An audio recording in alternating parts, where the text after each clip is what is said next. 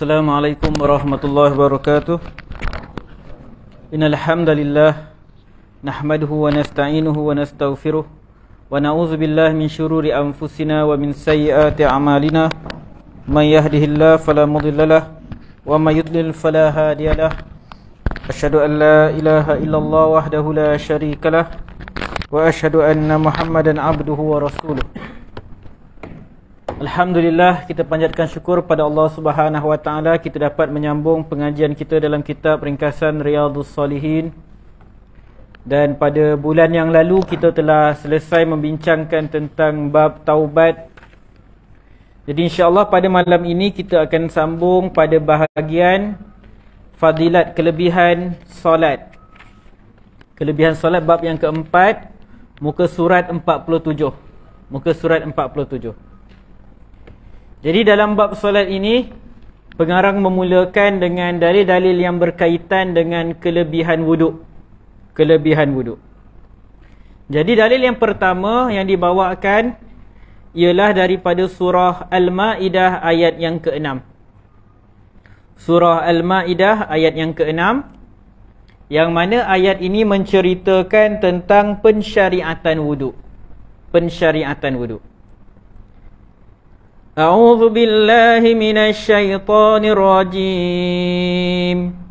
Bismillahirrahmanirrahim. Ya ayyuhalladzina amanu idza qumtum ilas shalah faghsilu wujuhakum wa aydiyakum ilal marafiq wamsahu biru'usikum wa arjulakum ilal ka'bayn wa in kuntum junuban fattahharu wa in kuntum mardaa aw ala safarin aw jaa ahadum minkum أو جاء أحد منكم من الغائط أو لامستم النساء فلم تجدوا ماء فتيمموا صعيدا طيبا فامسحوا بوجوهكم وأيديكم منه ما يريد الله ليجعل عليكم من حرج ولكن يريد ليطهركم وليتم نعمته عليكم لعلكم تشكرون. Jadi ayat surah Al-Ma'idah ayat yang ke-6 ini Allah Subhanahu wa taala membicarakan tentang wuduk dan tayamum. Allah sebut, wahai orang-orang yang beriman, ya ayyuhallazina amanu. Wahai orang yang beriman, idza qumtum ilas shalah, apabila kamu nak mendirikan solat, faghsilu wujuhakum, maka basuhlah wajah kamu. Wa aydiyakum ilal marafiq, dan basuhlah tangan kamu sampai ke siku.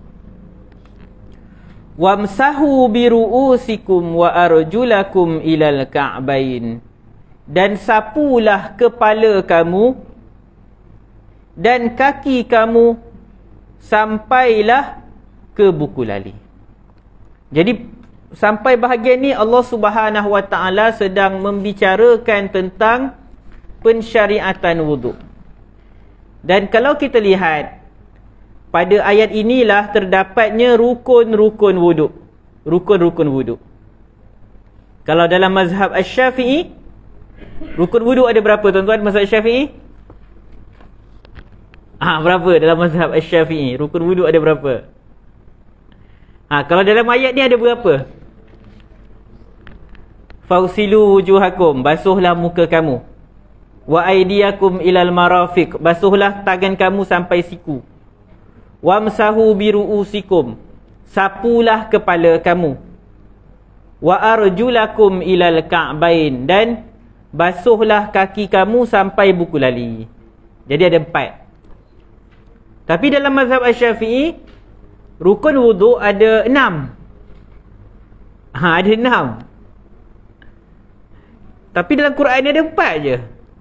Jadi apa yang pertama rukun wuduk? Rukun wuduk pertama apa dia, tuan-tuan?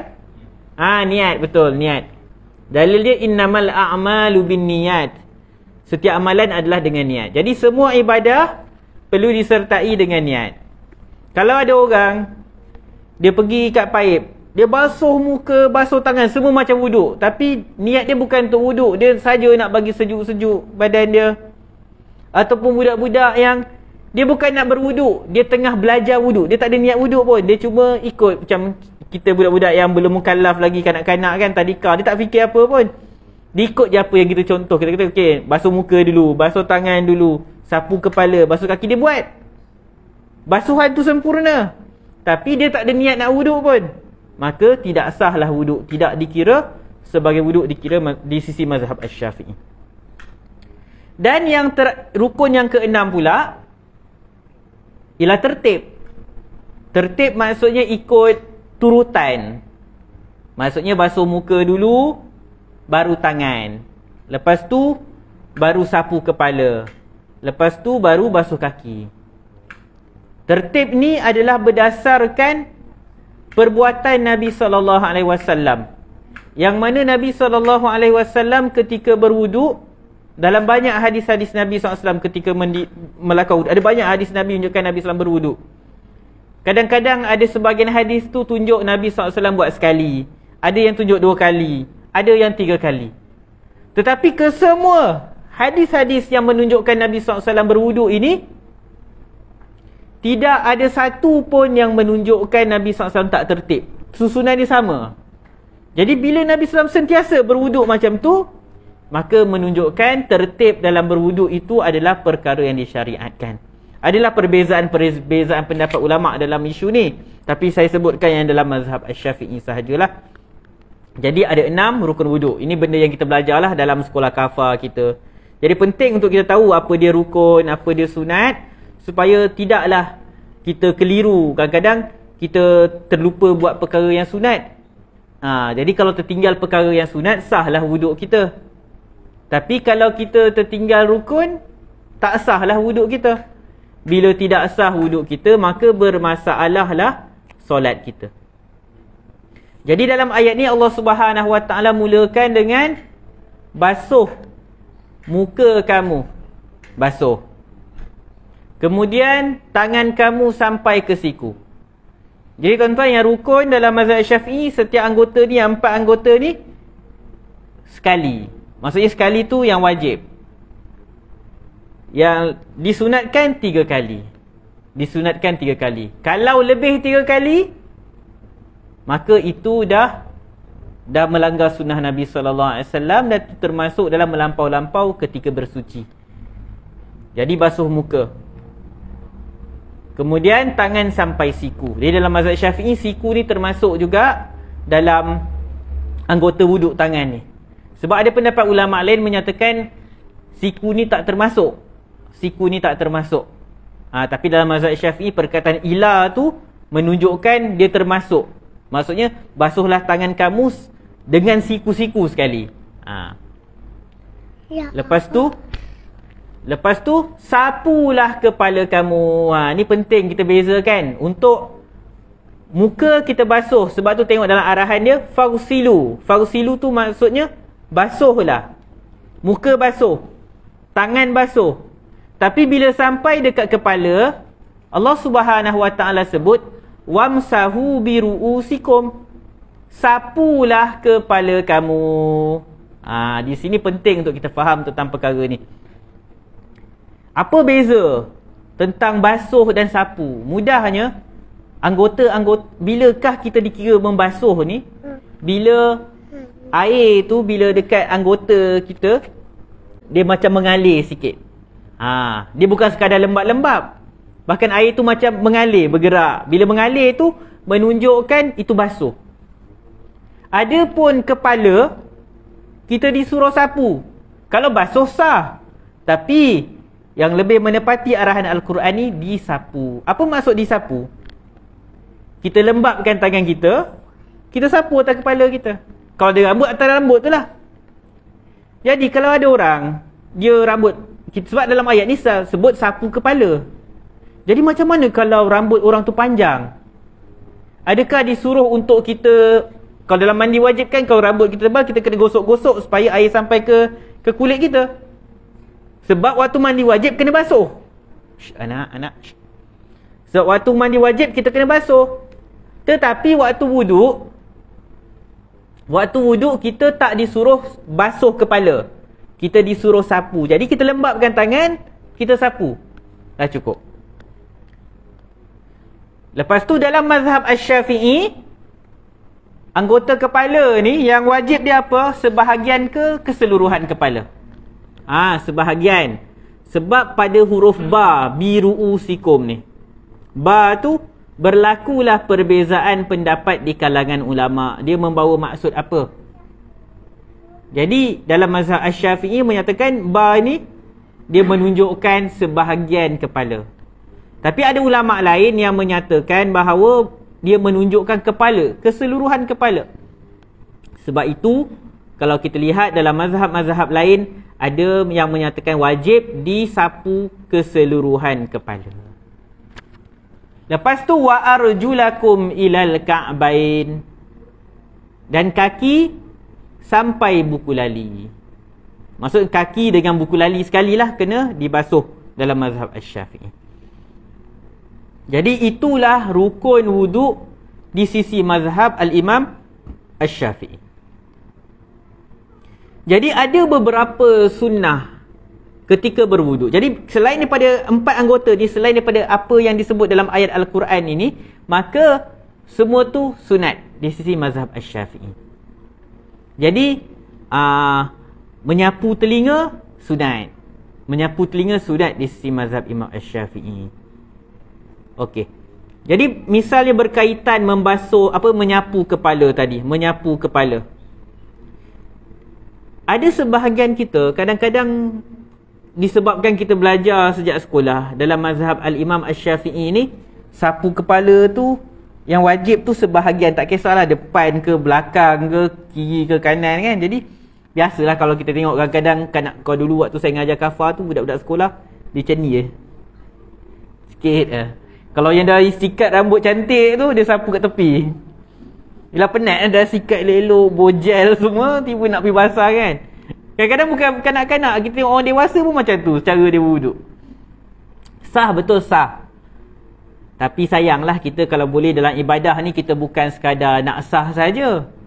Kita kalau boleh nak, nanti kita insyaAllah malam ni baca hadis banyak, fa'asbiril wuduk, sempurnakan wuduk. Kita nak seboleh-bolehnya wuduk kita ni kita ikutlah macam yang Nabi SAW buat.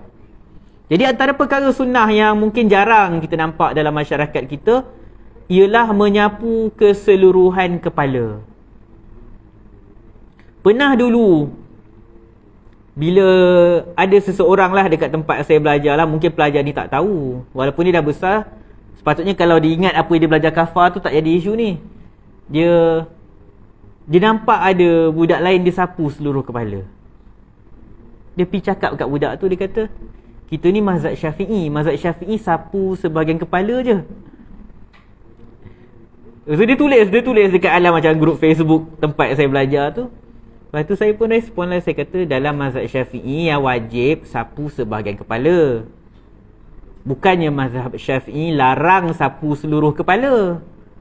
Dalam mazhab Syafi'i sapu seluruh kepala tu sunat. Benda tu, hadis tu memang ada, hadis sahih. Daripada seorang lelaki, dia kata kepada Abdullah bin Zaid radhiyallahu anhu. Ada seorang sahabat, dia jumpa dengan Abdullah bin Zaid. Abdullah bin Zaid ni sahabat Nabi SAW.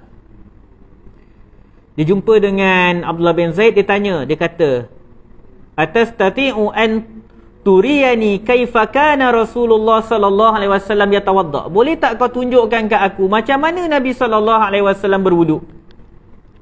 Lalu Abdullah bin Zaid kata na'am. Lalu dia pun mintalah air. Lalu dituanglah air tu ke atas tangannya, lalu dibasuh 2 kali. Kemudian dia berkumur-kumur dan masukkan air dalam hidung 3 kali. Tadi dia basuh tangan pergelangan 2 kali. Kemudian dia kumur-kumur masuk air dalam hidung 3 kali. Lepas tu dia basuh muka dia 3 kali. Kemudian dia basuh tangan dia 2 kali sampai siku. Kemudian summa masaha ra'sahu. Dia menyapu kepala dia. Biyadaihi, dengan kedua tangannya. Fa aqbala bihima. Dia menyapu kepalanya dengan kedua tangannya. Fa aqbala bihima wa adbara. Dia menggerakkan, maksudnya dia sapu dengan menggerakkan kedua tangannya. Bada'a bi muqaddami ra'sih, bermula daripada hadapan, maksud bahagian depan kepala ni, maksud permulaan kepala. Hatta zahaba bihima ila qafahu, disapu sampai belakang. Summa raddahuma ilal makan allazi bada'a minhu, kemudian dia kembalikan tangan dia sampai ke depan. Ni ramai budak tak nak buat lah, terutamanya rambut panjang kan. Yang laki lah semua, dia cantik rambut, dah belah tengah, dah tarik ke belakang tu, dah habis dah rambut dia sikat. Tarik pula ke depan, memang habis lah rambut tu. Tapi inilah yang dilakukan oleh Abdullah bin Zaid. Kemudian dia basuh kedua kaki dia. Jadi sunnahnya berdasarkan hadis inilah, maka mazhab Asy-Syafi'i menyatakan disunatkan untuk sapu seluruh kepala. Sapu seluruh kepala. Jadi kita janganlah pelik kau tengok orang sapu seluruh kepala. Sebenarnya kita yang pelik. Kita sedang pelik dengan sunnah Nabi SAW. Walaupun dalam mazhab Asy-Syafi'i perkara tersebut sunat, perkara sunat dapat pahala untuk kita buat. Jangan kita buat benda tu, alah sunat je ustaz, alah sunat je ustaz. Tapi benda tu sunnah Nabi SAW. Kita ni pahala kita dah lah tak banyak. Jadi Nabi SAW tunjuk kita macam-macam cara.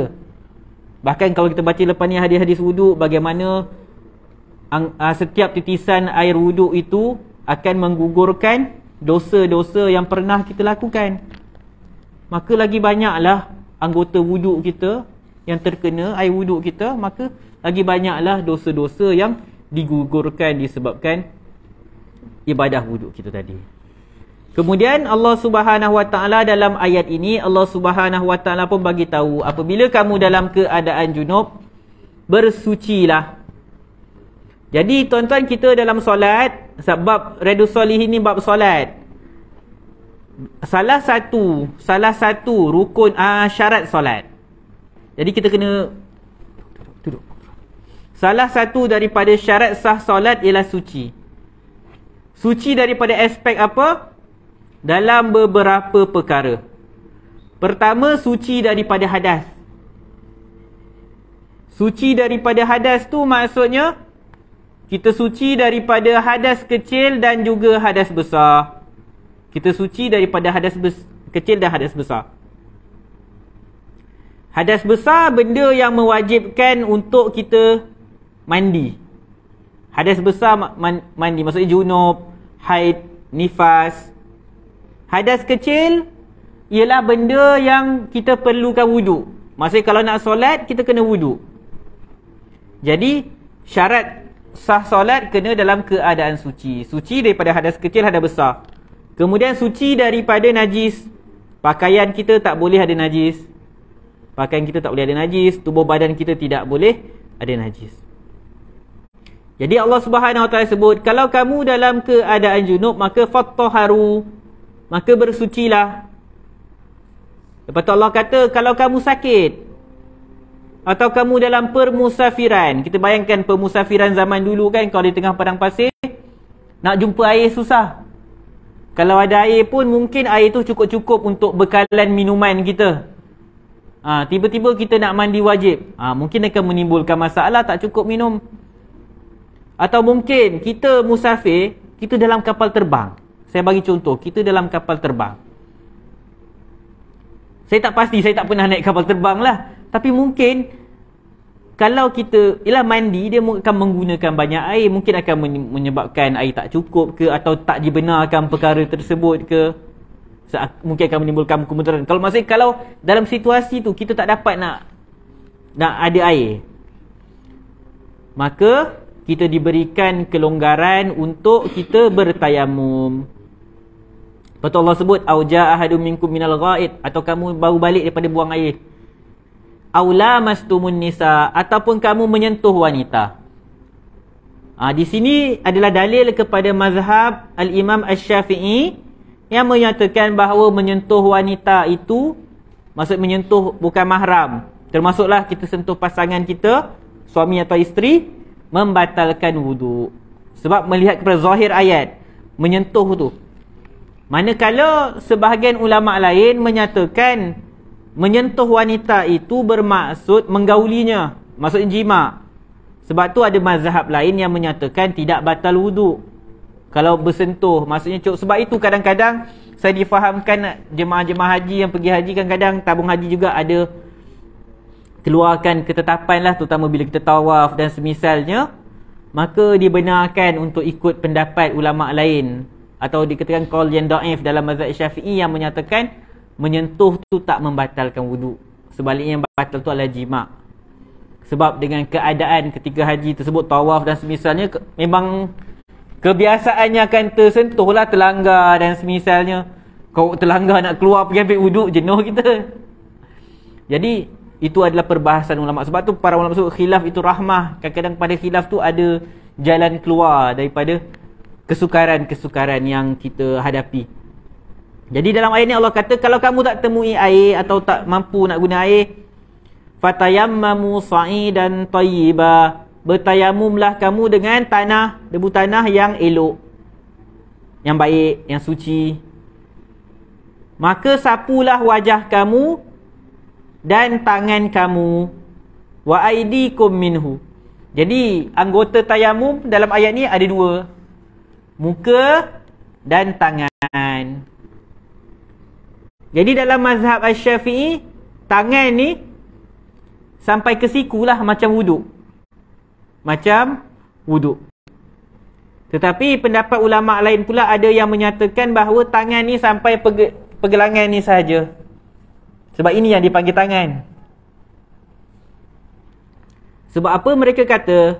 Dalam ayat wudu, Allah Subhanahu Wa Ta'ala sebut, wa aidiyakum ilal marafiq, tangan kamu sampai siku. Tetapi dalam tayamum Allah sebut famsahu biwujuhikum wa aidikum min, sapulah muka kamu dan tangan kamu. Tangan kamu. Jadi mereka ada sebagian ulama kata berdasarkan ayat ni dan berdasarkan dalil-dalil yang lain daripada perbuatan Nabi SAW, hadis-hadis yang sahih, maka mereka menyatakan bahawa yang rukun tayamum tu, anggota tayamum tu pergelangan, sampai pergelangan tangan saja, bukan sampai siku. Tapi dalam mazhab Syafi'i, sebab mereka mengaitkan perkara ni dengan perbuatan menggantikan berwuduk tadi, maka sampailah ke siku. Jadi mazhab Syafi'i sampai ke siku.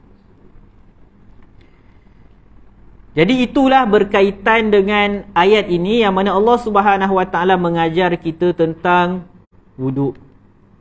Nabi SAW dalam Sahih Muslim, hadis yang sahih, kata Nabi SAW, la tuqbalu salatun bighairi tuhur, tidaklah diterima solat yang tidak ada bersuci, tanpa bersuci. Jadi para ulama sepakat, solat fardu ke, solat sunat ke, maka syarat sahnya salah satunya mestilah bersuci, suci. Hanya sahaja mereka berbeza pendapat dalam isu solat jenazah. Dalam isu solat jenazah, ada sebahagian ulama, misalnya Al-Imam Asy-Sya'bi dan Ibnu Jarir, mereka menyatakan solat jenazah tidak disyaratkan perlu dalam keadaan suci, dalam keadaan berwuduk. Kerana kata mereka solat jenazah tu hanyalah doa. Sebab kalau kita tengok bentuk solat jenazah pun dah berbeza dengan solat-solat yang lain. Tetapi majoriti ulama menyatakan syarat dia sama seperti syarat solat fardu atau solat-solat sunat yang lain. Jadi itu huraian kita berkaitan dalil yang pertama, ayat surah Al-Ma'idah ayat 6. Jadi ayat ni penting sebab ini adalah ayat yang menerangkan tentang rukun wuduk kita. Kita masuk hadis yang pertama. Imam Al-Bukhari dan Muslim meriwayatkan daripada Abu Hurairah radhiyallahu anhu. Beliau berkata, Abu Hurairah berkata, Sami'tu Rasulullah sallallahu alaihi wasallam yaqul. Aku pernah dengar Nabi sallallahu alaihi wasallam bersabda, Inna ummati yud'auna yaumal qiyamah. Sesungguhnya umat aku nanti akan dipanggil pada hari kiamat, akan diseru pada hari kiamat. Ghurran muhajjalin, dalam keadaan bercahaya. Nanti kita akan huraikan ghurran dan muhajjalin ni apa dia. Ghurran ni dia adalah, kalau dalam kita lihat pada huraian para ulama, ghurran ini dia adalah tanda putih pada jabhatul fars, maksudnya pada dahi kuda. Kan kuda kadang warna hitam ke apa, tiba kat dahi dia ada macam warna putih. Manakala muhajjalin, tahjil ni pula dia adalah warna putih yang ada pada kaki kuda dan tangan kuda. Maksudnya kaki depan dan kaki belakang lah. Contoh dia, kuda tu warna coklat ke, warna hitam ke, tiba-tiba dekat dia punya apa tu, dahi dengan tangan dia atau kaki dia tu ada macam warna putih. Macam bercahaya lah. Maksudnya kalau dia pergi kat tengah-tengah padang yang ada banyak-banyak kuda, tiba dia seekor je macam tu, akan nampak lah. Jadi ghurran muhajjalin ni dia adalah kiasan kepada bercahaya. Bercahaya maksudnya umat Muhammad sallallahu alaihi wasallam pada hari kiamat, dipanggil pada hari kiamat dalam keadaan mereka bercahaya. Min atharil wudu. Cahaya tu datang dari mana? Sebab apa? Daripada kesan mereka berwuduk. Daripada kesan mereka berwuduk.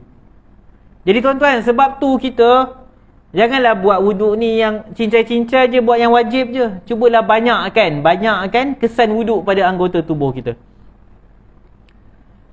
Lalu kata Nabi SAW dalam riwayat ini, "Faman istata'a minkum", siapa daripada kamu yang mampu, ayyutila ghurratahu, untuk sesiapa yang mampu daripada kamu untuk memanjangkan cahaya dia, falyaf'al, lakukanlah.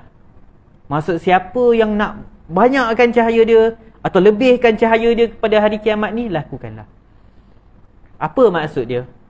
Ulama Syafi'iyah mengambil perkataan ini, faman istata'a minkum ayyutila ghurratahu, sesiapa yang mampu nak lebihkan, nak banyakkan, nak panjangkan cahaya dia, lakukanlah. Maksudnya ketika berwuduk, dalam mazhab Asy-Syafi'i dan mazhab yang lain menyatakan kita digalakkan lebihkan basuhan. Maksudnya contoh muka, anggota muka ni muka kan, daripada tempat biasa tumbuh rambut ni sampai sini, sampai sini, kita lebihkan sikit atas, bawah ni. Kalau basuh tangan, kita sampai siku, kita lebihkan atas, maksud sampai apa ni, lengan atas ni. Apa dalil mazhab Asy-Syafi'i? Hadis ni. Kalau kita lihat hadis ni sahih lah. Sepatutnya kalau kita secara logik kita fikirlah secara zahirnya, hadis ni sahih dalam riwayat Imam Al-Bukhari, dalam Muslim dan semisalnya. Jadi sepatutnya tak berlakulah perbezaan pendapat di kalangan ulama isu ni. Tapi insya-Allah lepas ni kita akan tengok ada ulama tak setuju. Ada ulama tak setuju untuk kita lebih-lebihkan anggota wuduk. Maksudnya buat sekadar apa yang ditunjukkan saja. Tapi kita nak tahu macam mana ulama-ulama yang tak setuju ni berinteraksi dengan dalil ni. Takkan mereka tolak hadis ni, hadis sahih kot, hadis sahih. Sahih Muslim. Kita lihat huraian ulama dulu. Kita masuk hadis yang seterusnya dulu, sebab hadis tu perkara yang sama juga. Imam Muslim meriwayatkan daripada Abu Hurairah juga. Ini dia punya key point dia. Hadis yang sebut untuk dipanjangkan atau dilebihkan anggota wuduk hanya datang daripada Abu Hurairah. Ini satu point dia. Ini argument antara ulama yang menolak. Daripada Abu Hurairah radhiyallahu anhu,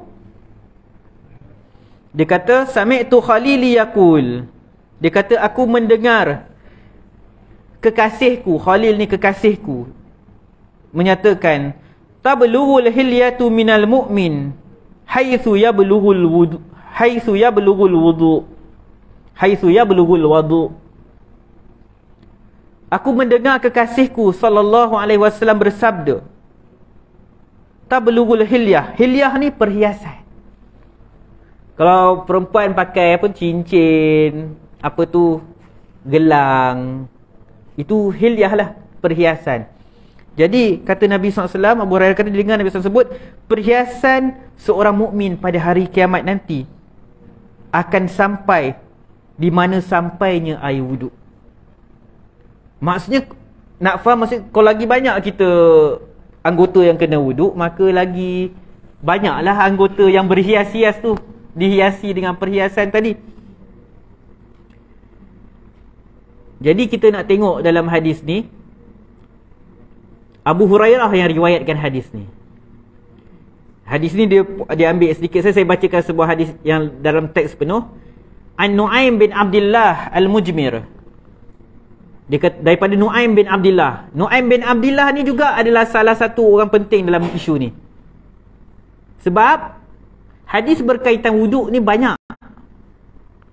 Tapi hanya hadis Abu Hurairah yang sebut panjangkan, lebihkan basuhan.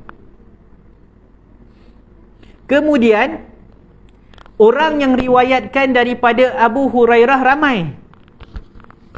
Tapi hanya riwayat Nu'aim bin Abdullah ni saja yang ada cerita benda ni.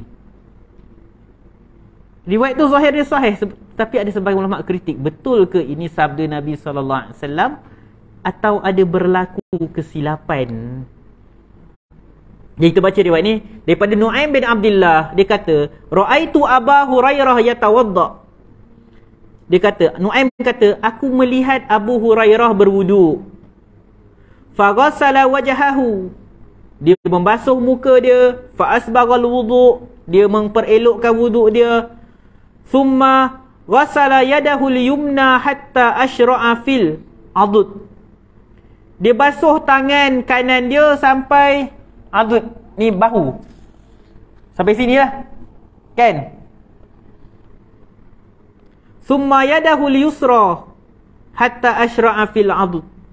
Dan dia basuh tangan kiri juga sampai kat sini, lebih daripada siku. Thumma masaha ra'sahu. Kemudian dia sapu kepala dia. Thumma ghassala rijlahu al-yumna.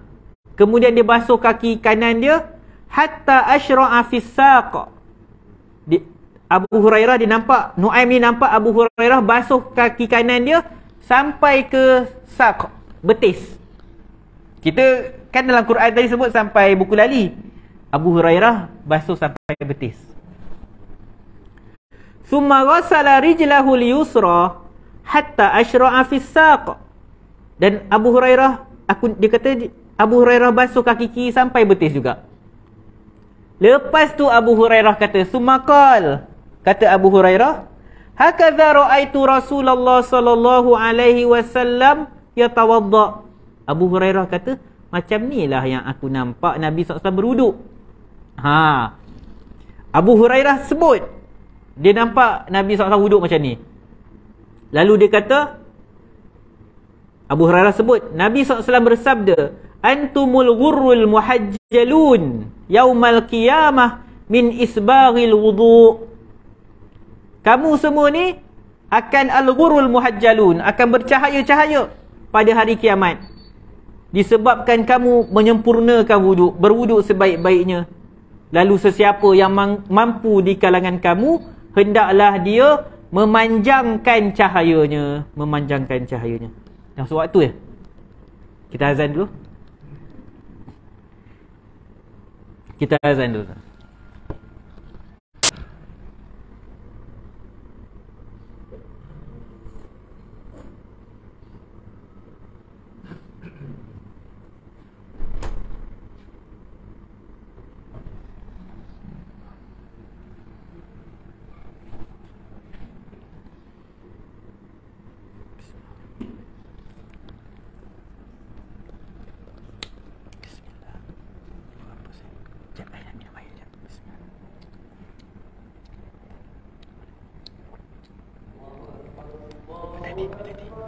Pegang tumpah ni. Bismillah.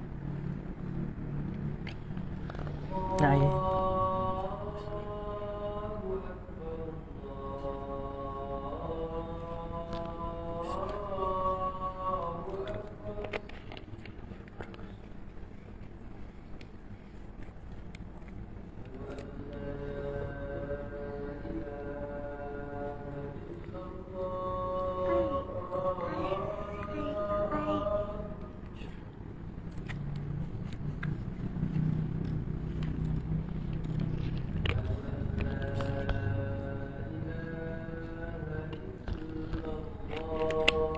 Ayah kenapa ada dua? Ayah kenapa ada Kamera dengan surau yang baik. dua? Kenapa? Yelah, memang ada dua. Kenapa? Emang ada dua ni? Yelah, memang lah. Untuk guna buat live. Dengan suara ya?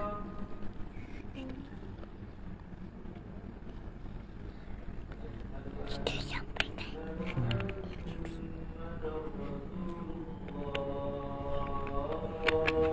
Jangan banyak jatuh. Ada okey. Jatuh. Dia tak bahaya kalau jatuh sakit. Ya, tahu. Kita sambut. Ada yang mau bising. Kita sambut. Tanam. Jangan tak baik.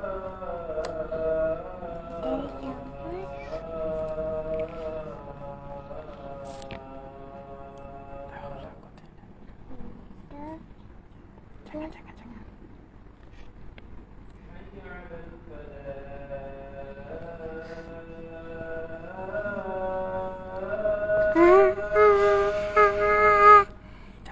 jantung. Tanam. Jangan tak baik. Yang tadi.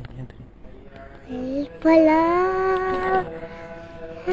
Tak baik. Air kata jangan buat bising. Dia kerja kaya. Jadi dia kerja kaya. Pada panas ni. Ha? Panas.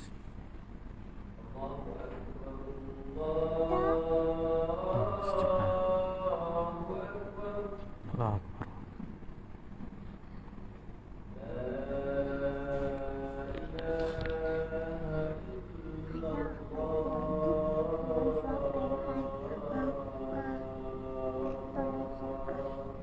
La ilaha illallah. Salli ala Muhammad wa ala alihi. Allahumma rabb hadhihi da'wati tammah salatil qa'imati Muhammad wasilatu wal fadilah wa asmakum Muhammadin nasi. Raditu bil arba bi islami Muhammadin.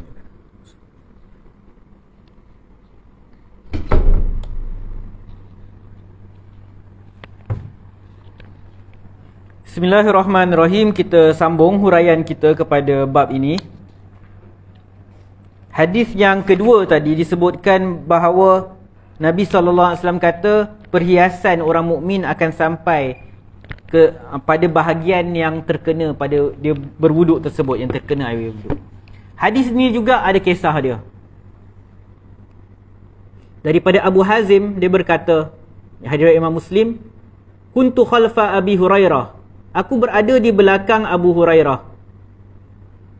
Ketika itu wahwa yatawadda. Ketika itu dia sedang berwuduk lis-solah, untuk mendirikan solat. Fakana yamuddu yadahu hatta tablugha ibtahu. Dia ketika berwuduk itu, dia kata Abu Hurairah, dia nampak Abu Hurairah radhiyallahu anhu ketika basuh tangan, dia panjangkan sampai ketiak. Dalam riwayat ni dia nampak Abu Hurairah basuh sampai ketiak. Lalu dia pun pelik lah. Kepelikan mereka ni menunjukkan bahawa benda tu bukan benda yang biasa. Dia kata, ya Abu Hurairah, wahai Abu Hurairah, ma hadzal wudu'? Wudu' apa ni? Tak pernah nampak orang basuh sampai ketiak. Faqala, Abu Hurairah jawab, ya Bani Farrukh, antum hahuna? Wahai Bani Farrukh, kamu semua ada kat sini? Di sini ada satu benda yang pelik. Abu Hurairah macam terkejut. Sebab ada orang nampak dia berwuduk.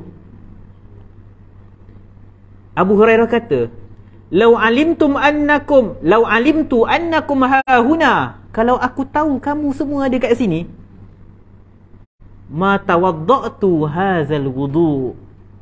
Aku tak akan berwuduk macam ni. Sami'tu Khalili sallallahu alaihi wasallam yaqul, "Tablughul hilyatu minal mu'min haitsu yablughul wudu." Perhiasan orang mukmin pada hari kiamat nanti akan sampai pada bahagian yang dia basuh ketika berwuduk. Tengok perkataan Abu Hurairah, dia kata, kalau aku tahu kamu semua ada kat sini, aku takkan berwuduk macam tu. Jadi di sini satu kepelikan. Kalau benda tu memang diarahkan oleh Nabi SAW, diajar oleh Nabi SAW, kenapa Abu Hurairah takut orang nampak? Kenapa Abu Hurairah takut orang nampak? Sebab itu, sebahagian ulama' yang tak bersetuju untuk dilebihkan basuhan wuduk, mereka menyatakan ini hanyalah ijtihad Abu Hurairah sebenarnya. Berdasarkan hadis, Nabi SAW kata anggota wuduk akan bercahaya, maka Abu Hurairah berijtihad bahawa maksudnya kalau macam tu lagi banyak anggota yang dibasuh waktu wuduk, maka lagi banyaklah cahaya. Sebab apa? Sebab Abu Hurairah macam risau bila orang nampak. Kalau benda tu memang Nabi SAW buat macam tu, dia takkan risau. Maksudnya mungkin dia seorang je yang faham hadis tu macam tu. Jadi itu pada pendapat dia, ijtihad dia macam tu maksud hadis tu. Tapi dia tahu orang lain tak faham macam tu, jadi dia tak nak orang nampak. Nanti ialah macam kita kalau kita pegang satu pendapat ulama' yang berbeza dengan mazhab setempat misalnya, kita risaulah kalau orang nampak, apa tu dia macam ni, buat macam ni. Sedang benda tu tak salah. Itu pendapat ulama' kita pegang. Tapi menimbulkan, orang kata, keresahan kan. Jadi ini antara argumen yang dikemukakan oleh para ulama' menunjukkan perkara ni sebenarnya bukan datang daripada Nabi SAW. Tetapi dalam ulama' mazhab Asy-Syafi'i dan para ulama' yang menyatakan digalakkan untuk melebihkan basuhan air wuduk sebab mereka menghukum dengan kerana zahir hadis itu sahih. Di sini kita akan tahu kenapa berlaku perbezaan pendapat di kalangan ulama'. Kenapa satu hadis ni ulama' ada yang guna, ada yang tak guna. Bahagian yang kata anggota wuduk bercahaya tu betul, sahih. Tetapi yang menjadi isu perbahasan di kalangan ulama' ialah bila Abu Hurairah radhiyallahu anhu mendakwa Nabi SAW kata, sesiapa yang mampu di kalangan kamu untuk memanjangkan anggota wuduk dia, untuk memanjangkan cahaya pada anggota wuduk dia pada hari kiamat, lakukanlah. Sebahagian ulama' menyatakan itu bukan daripada sabda Nabi SAW sebenarnya. Itu adalah perkataan Abu Hurairah. Itu pendapat dia. Maksudnya Nabi SAW bagi tahu dia anggota wuduk nanti bercahaya. Nanti perhiasan kita, maksud pada hari kiamat anggota wuduk yang kita basuh wuduk ni akan bercahaya, dihiasi dengan cahaya. Jadi Abu Hurairah dengar sabda Nabi SAW ni, maka pada pendapat dia, maka siapa yang mampu nak banyakkan anggota kena wuduk, nak panjangkan cahaya dia, dia buatlah. Jadi sebahagian ulama' menyatakan itu sebenarnya bukan sabda Nabi SAW. Sebaliknya itu adalah perkataan Abu Hurairah radhiyallahu anhu. Kenapa berlaku? Mungkin ada berlaku kesilapan periwayatan. Hadis ni diriwayatkan, jadi mungkin ada perawi yang tersilap, periwayat hadis tu tersilap. Hadis ni zahir dia sahih, sanad dia sahih dan semisalnya. Jadi disebabkan zahir hadis ni sahih, sebab tu ulama' mazhab Asy-Syafi'i dan ulama'-ulama' lain terima. Imam An-Nawawi rahimahullah berhujah bahawa riwayat ni sahih.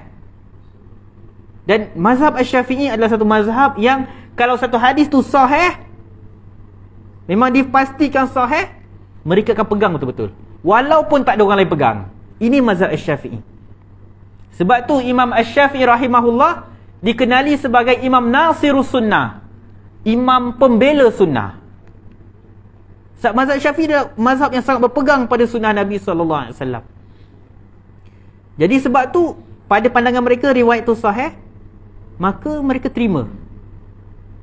Jadi dalam Al-Majmu' Syarah Al-Muhadzab, Imam An-Nawawi rahimahullah menukilkan perkataan Ibn Battal. Sebab antara mazhab atau ulama yang tak setuju dengan dipanjangkan anggota wuduk, maksudnya kita basuh lebih, adalah ulama dalam mazhab Maliki.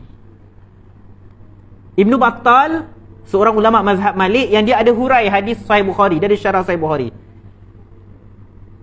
Dia kata Ibn Battal, Imam Nawawi nukilkan perkataan dia, Ibn Battal menyatakan apa yang dilakukan, apa yang diperkatakan oleh Abu Hurairah ini tidak diikuti, tidak ada sokongan padanya.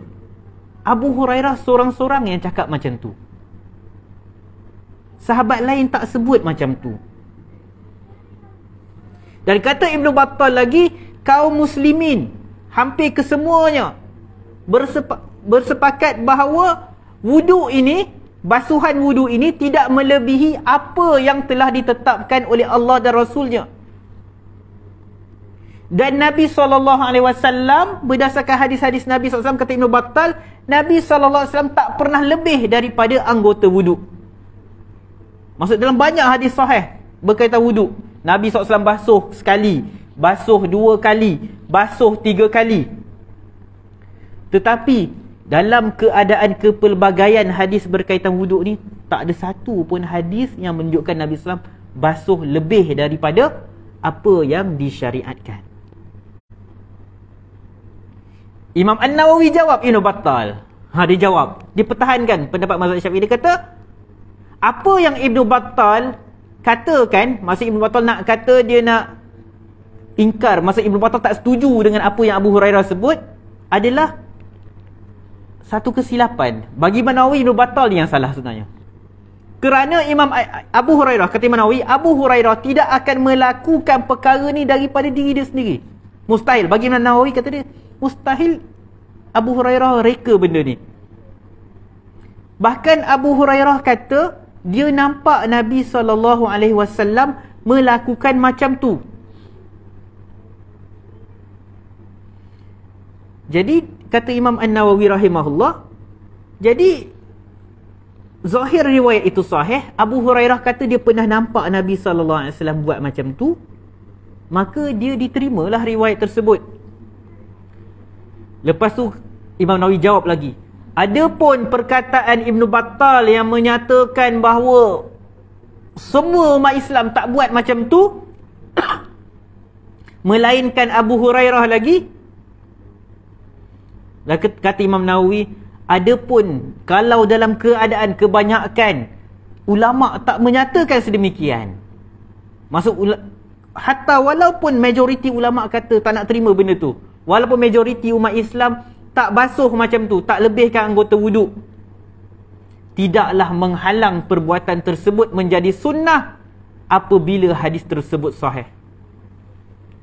Jadi mazhab Syafi'i dalam beberapa kes dia pertahankan satu benda tu kerana hadis tu sahih, walaupun majoriti pendapat bukan macam tu. Walaupun majoriti orang tak buat, tapi dia kata sebab hadis tu sahih. Jadi mazhab Syafi'i mempertahankan riwayat Abu Hurairah lagi. Jadi inilah sebab punca perselisihan pendapat para ulama. Ada ulama kata riwayat tu sahih, ada ulama kata riwayat tu tak sahih. Jadi yang kata sahih macam mazhab Syafi'i dan yang semisalnya, maka mereka kata digalakkan lebihkan anggota wuduk. Manakala yang kata tak sahih, mereka kata itu berlaku kesilapan, mudraj, maksudnya tertukar. Itu sebenarnya perkataan perawi tetapi dijadikan sabda Nabi SAW. Orang yang meriwayatkan hadis tertukar, maksudnya dia termasuk perkataan orang lain ke dalam sabda Nabi. Mudraj tu maksudnya memasukkan, maksudnya sebenarnya tu sabda orang lain, kata orang lain. Contoh, Nabi SAW kata umat Islam pada hari kiamat akan bercahaya disebabkan kesan wuduk. Lalu pada pendapat ulama yang tolak riwayat ini, dia kata lepas tu perkataan yang kata sesiapa yang mampu nak panjangkan cahaya dia, itu adalah huraian perawi. Maksud dia kata berdasarkan hadis ni, maka digalakkan untuk kita panjangkanlah, banyakkan lagi cahaya dengan kita banyakkan basuhan pada anggota wuduk kita. Maksud banyakkan anggota yang kena wuduk. Dia kata yang tu sebenarnya perkataan perawi, tetapi termasuk ke dalam perkataan Nabi SAW. Dia macam kita lah.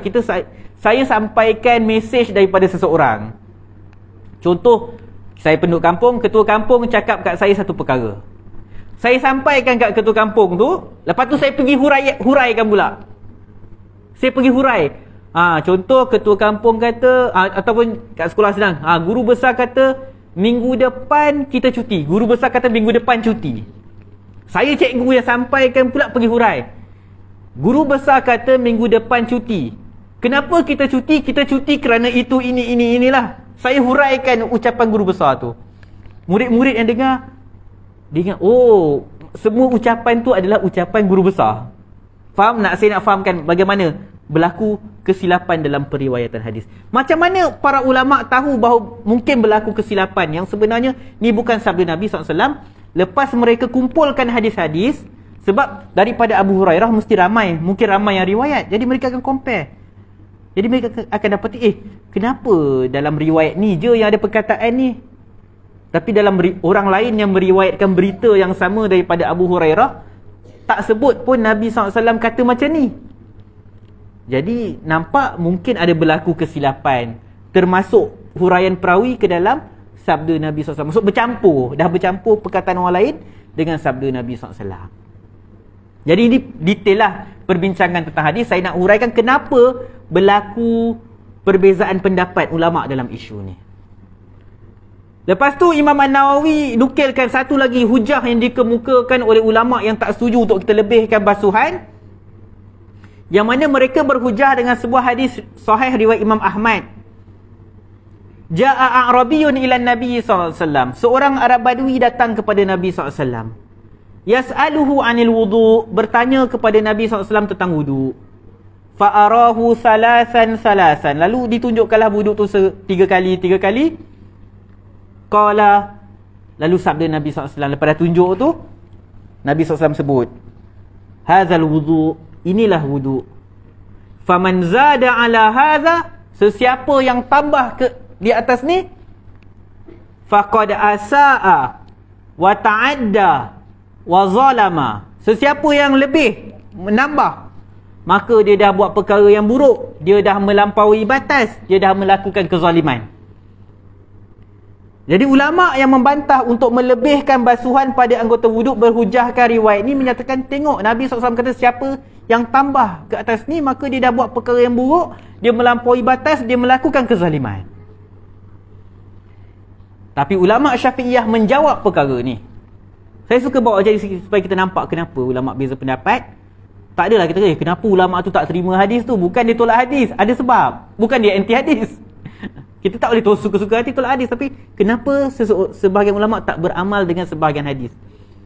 Jadi Imam An-Nawawi kata, bukan dia tolak hadis ni, dia kata yang dimaksudkan oleh Nabi SAW, sesiapa yang menambah ke atas perbuatan wuduk ini, ia merujuk kepada sesiapa yang membasuh anggota wuduk lebih daripada 3 kali.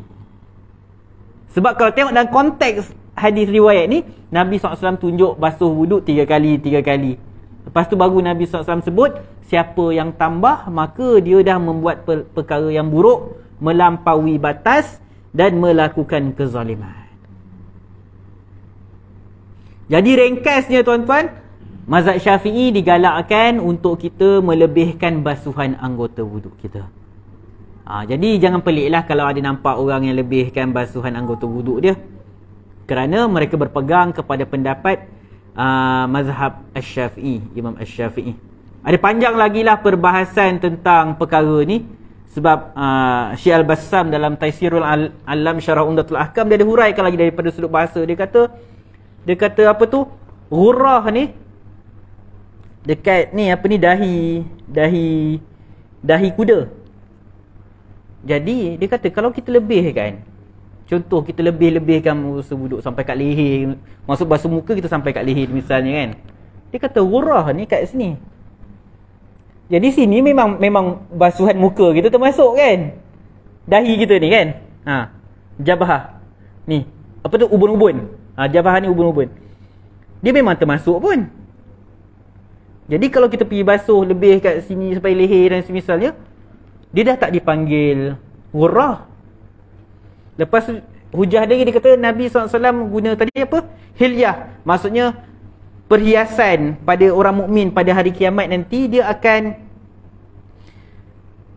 maksudnya pada bahagian yang dibasuh waktu wudu akan ada hilyah. Dia kata hilyah ni perhiasan macam cincin, macam gelang.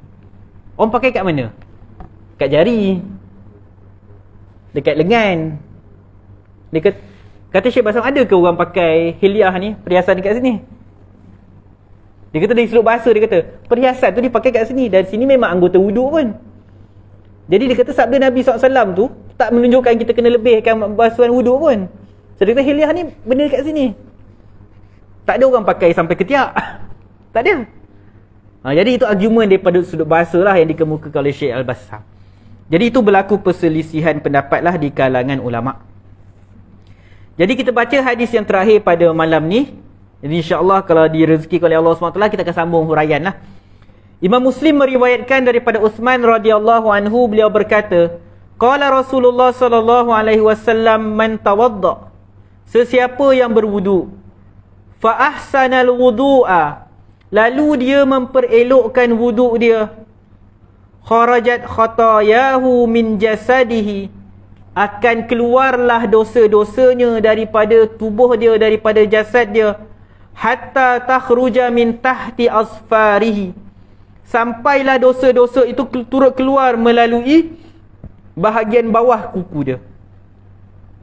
Jadi tuan-tuan, berwuduk ini selain daripada kita dapat pahala, selain daripada menjadikan solat kita sah, maka ia menggugurkan dosa-dosa kita. Ia menggugurkan dosa-dosa kita. Jadi kita bersungguh-sungguhlah dalam berwuduk. Itulah rahmat Allah yang luas. Allah wajibkan satu perkara. Kita solat, kita berwuduk, benda tu wajib. Bila kita buat benda wajib, kita dah tak berdosa. Dah tak berdosa, dapat pahala. Lepas tu Allah hapuskan pula dosa-dosa kita yang pernah kita buat. Sebab tu tuan-tuan, kalau kita baca hadis-hadis macam ni, kita kena fikir balik, macam mana ada orang yang boleh masuk neraka. Kita bayangkan, wuduk gugur dosa, solat hilang dosa. Macam sabda Nabi SAW tentang solat, ketika para sahabat Nabi tanya, apa pandangan kamu kalau ada orang yang depan rumah dia ada sungai, dia mandi 5 kali sehari, adakah masih berbaki kotoran pada tubuh badan dia? Para sahabat kata tak ada. Jadi Nabi SAW terangkan, itulah solat, dia akan bersihkan orang daripada dosa. Jadi tuan-tuan, kita bayangkan macam mana orang yang masuk neraka ni, macam mana seorang beriman dia boleh masuk neraka. Apa yang dia buat waktu hidup dia sebenarnya?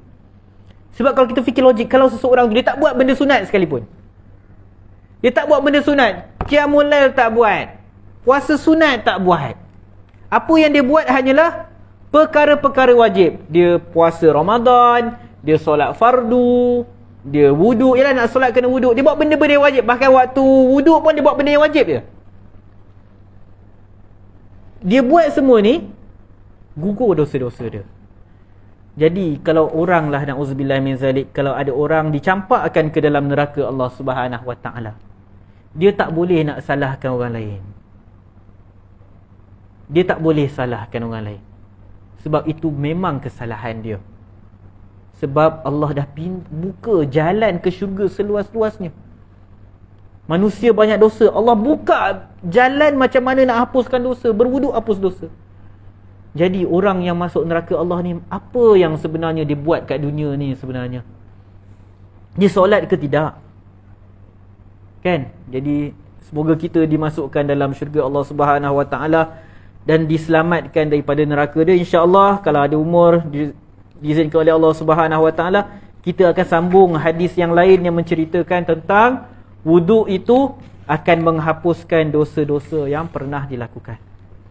Jadi sebelum kita bersurai pada malam ni, kita buka sesi soal jawab lah kalau ada sebarang soalan. Ya tuan.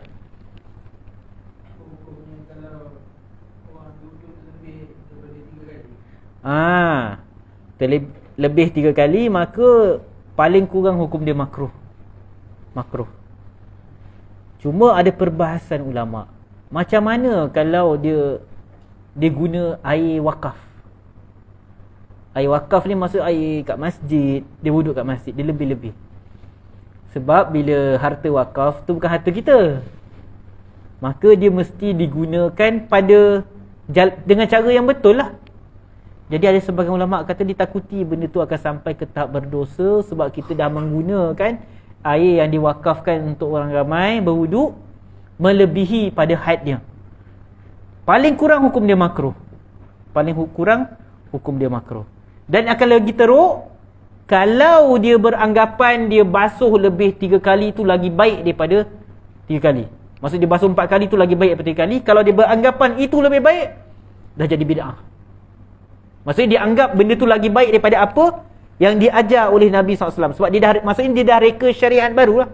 Ada orang dia basuh 4 kali tu sebab dia jenis ragu-ragu, was-was.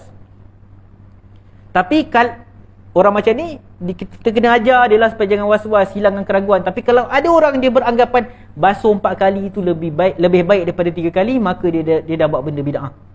Dia dah mereka-reka perkara baru dalam agama, dan benda tu tercela, berdosa. Dan Nabi SAW dah sebut dah tadi, sesiapa yang menambah melebihi apa yang ditetapkan, maka dia dah buat kezaliman, dia dah melampaui batas.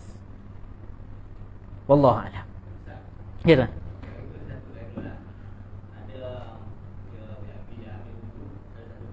Dia ambil bekas tu, dia ambil okey. Isu hadis musta'mal, apa air hadis musta'mal pula? Air musta'mal ni ialah air yang telah digunakan, maksud air sisa.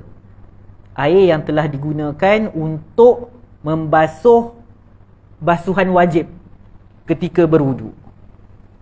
Sama ada air tu menitis. Contoh, kita ada bawah ni ada baldi, kita basuh muka kita, air daripada kita basuhan muka kita masuk balik dalam baldi tu, dan air tu pula kecil, tak sampai 2 kolah. Ni perbahasan dalam mazhab Syafi'i lah. Jadi bila macam tu, air musta'mal tak boleh digunakan untuk basuhan yang wajib, tak boleh. Dia kena, sebab dia tak dikira sebagai air yang suci lagi menyucikan lah. Dalam mazhab Syafi'i tak boleh. Ada isu air musta'mal ni berlaku perbahasan ulama. Ada yang kata selagi mana air tu suci, sucilah. Tapi dalam mazhab Syafi'i, air musta'mal tu dia tak boleh guna untuk bersuci lah. Sebab kita mandi wajib kan. Air badan kita ni jatuh dalam betul. Betul. Kalau dalam mazhab Syafi'i, kalau bekas air tu dia sikit, tak sampai 2 kolah, maka air tu dah dikira musta'mal. Cuma kita kena faham, maksudnya maksud air musta'mal tu dia pertama dia jadi musta'mal bila tu adalah daripada basuhan wajib.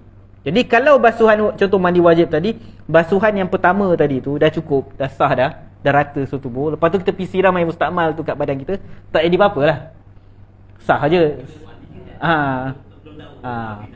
Tapi sekarang kita guna shower, tak ada isu musta'mal apa lah, air mengalir gitu je, tak ada apa-apa. Contoh kalau orang yang dia ambil, dia cedok daripada baldi dan semisalnya. Ya tuan. Baru 2 kali, okey. Oh, tak sengaja terlebih 1.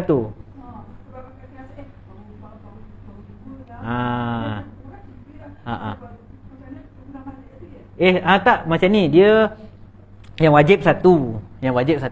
Masa kalau ada orang dia basuh muka sekali, basuh tangan sekali, sapu kepala sekali, basuh kaki sekali, dah sah dah, wuduk dia sah. Tapi kalau ada orang dia nak buat 3 tapi dia tersilap, terlebih buat 4, tak payah buat apa-apa, dia teruskan je. Dia tidaklah sampai membatalkan wuduk dia, tidaklah sampai menyebabkan wuduk dia tak sah. Cuma perkara itu paling kurang hukum dia makruh kalau sengaja. Kalau terlupa sebab dia ingat, oh tadi baru 2 kali, dia nak basuh kali 3. Lepas wuduk kawan dia kata, tadi kau basuh muka 4 kali. Tak apa, benda dah berlaku, tak apalah, Allah maafkan. Sebab kita ingat kita baru 2 kali. Tak ada masalah, benda tu, wuduk tu sah. Dia bukan perkara yang membatalkan wuduk. Wallahualam. Ya tuan? Pakai spray. Oh, yang spray-spray ni lah. Biasa kalau kita kat hospital tu, kita spray. Ya, kadang susah nak berwuduk kan. Jadi boleh, tak ada masalah. Tak ada masalah. Contoh, kita nak basuh muka kan. Kita spray dalam tangan kita. Lepas tu kita ratakan air tu kat muka kita. Cuma kena pastikan air tu banyak lah. Sebab kita katakan tadi bahawa bila basuh air tu mesti kalau kena kat kulit dia macam mengalir. Bila mengalir sikit tu, maksudnya dia basuh lah. Ada tu kalau kita spray sikit, kepala, muka kita basah. Tapi air tu tak macam orang kata mengalir atau menitis tu. Itu tak dikira basuh. Itu kira macam kita sapu. Jadi kena basuh, maksud kita spray. Lepas tu ratakan kat muka kita. Sama juga kat anggota yang lain semua. Wallahualam. Ada soalan lain? Okay, kalau tak ada, kita sudahi dengan tasbih kafarah. Subhanakallahumma bihamdika asyhadu an la ilaha illa anta astaghfiruka wa atubu